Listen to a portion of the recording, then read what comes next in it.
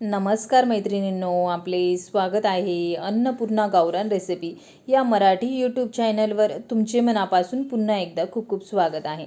चला तर, उन्हाळ्याच्या सुट्ट्या लागल्या मुलांना, त्यांना आपण खाऊ कसा बनवायचा, भेळ चाट किंवा ओली भेळ कशी बनवायची ती बघणार आहोत.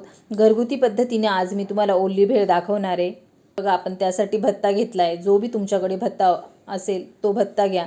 त्याच्यामध्ये आता भरपूर सारा कांदा बारीक असा चिरून घेतला आहे, त्याला घालून घेऊया. कांदा हा तुमच्या आवडीनुसार तुम्हाला किती घालायचा आहे तो घालू शकता. त्याच्यामध्ये आता भरपूर सारी कोथिंबीर घालूया, लाल मिरची पावडर घालूया, चवीनुसार मीठ टाकून घेऊया. अर्धसं लिंबू घेतलं आहे, त्याचा रस पिळून घेऊया. लिंबाचा रस आवर्जून पिळा, त्याने तुमची भेळ खूप चटपटीत अशी लागते. कैरीला बारीक असं किसून घेतलं आहे, कैरीला घालून घेऊया. त्याच्यामध्ये थोडी पिठी साखर टाकूया. हे बघा, आपण टोमॅटो कॅचअप घेतला आहे, त्याला घालून घेऊया. टोमॅटो कॅचअपनी ही भेळ खायला खूपच भन्नाट अशी लागते.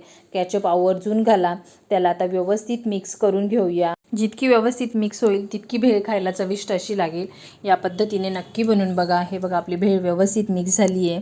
त्याला आता एका प्लेटमध्ये काढून घेऊया. उन्हाळ्याच्या सुट्ट्यांमध्ये तुम्ही दुपारच्या वेळेस मुलांना असा भेळ चाट किंवा भेळ बनवून द्या, नक्की ते आवडीने खातील.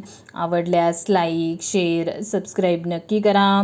व अगदी सोप्या पद्धतीने मुलांना असा भेळ चाट किंवा खाऊ बनवून द्या, ते नक्की आवडीने खातील. चला तर, भेटूया अशाच एका नवीन पुढच्या रेसिपीसोबत.